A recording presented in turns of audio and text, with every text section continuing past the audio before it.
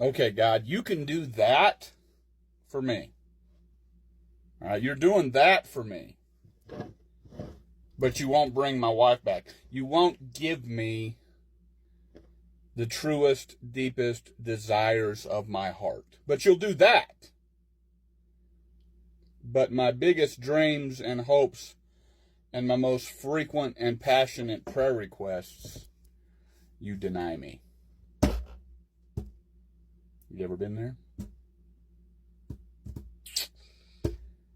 Yeah. You ever been there?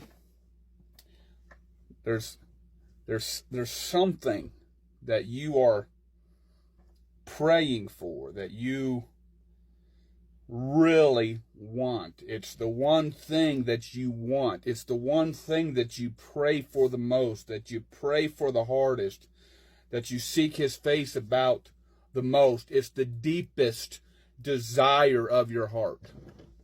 And you just spontaneously pray that throughout the day, or just mention it, or something. Okay? And he doesn't give it to you. But he'll show himself in other ways. Listen, God don't have to prove himself to me. He is real. There is no doubt about it. Doesn't matter what I believe or what you believe or anybody else believes. Fact is fact. Truth is truth. God is God. God is real. And God is involved in our lives. Okay, you can choose to believe it or not. It doesn't change anything. So God does not have to prove himself to me at all. The evidence, if I just want to go with what the world has to offer for answers to life, and what the Bible has to offer, it takes more faith to believe that trash than believe God. God does not have to prove himself to me anymore. He has. But I'm telling you, he did something for me this week that just, I know he's real. I mean, and I enjoyed it, and I praised him for it, and in the middle of my praising him, I'm saying, you've got to be kidding me, God. I know you did this. It's amazing that you did this. And then I said, but you won't give me my wife back. But I'll take it, Lord, I'll take it. And here's what it was. I was preaching this week in our church. Our pastor's out of town having surgery, and I just try to make this short. It was short notice, Sunday that I had to preach, and I've already got a series ready, and so I preached the introduction to that series, and it came up that I was probably going to have to preach Wednesday again, so if the Lord doesn't give me anything new in my new studies, and I have peace about what I've already got prepared, then I pursue that. So I've got 8 topics in this series, so I read the next topic, and I studied it, didn't have complete peace about doing that. Then I went to the next topic, studied it, and I had peace. I said, okay, Lord, this is the one I need to present. And I presented it. And it's on Romans 12, 1 and 2. And I'm going to make a video for you. I'm getting a glare on this screen. Are you all seeing the glare? I haven't seen this before. Anyway.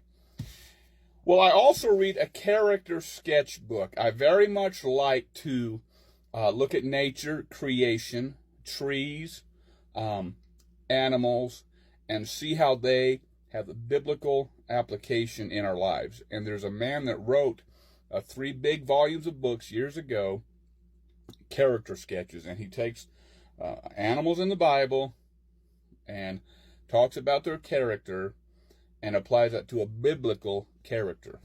Okay?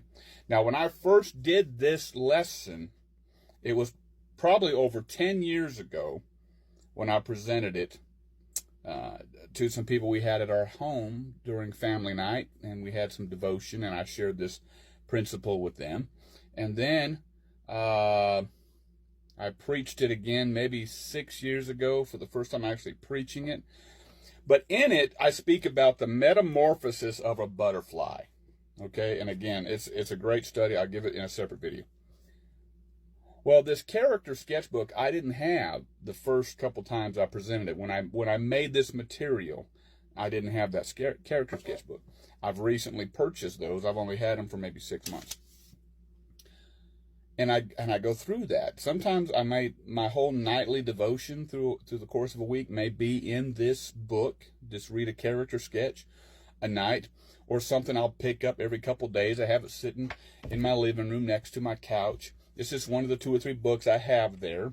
And then sometimes I might go a month without looking at it, okay?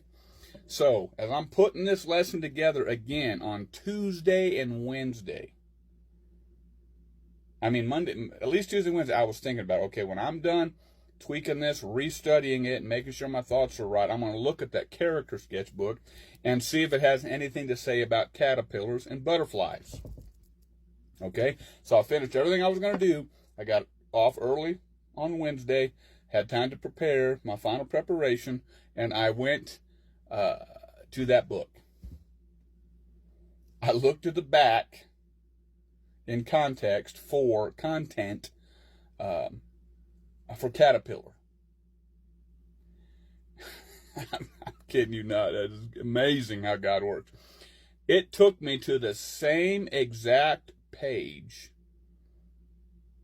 that I stopped a month ago. Exactly a month ago was the last time I was in that book. And the very next chapter was about the caterpillar and a particular moth. Amen.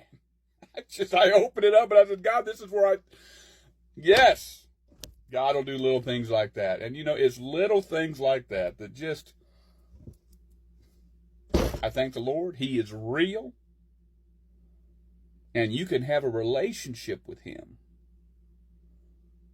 It's not easy. It's fairly simple. A life of faith. But it's not easy, but it is worth it.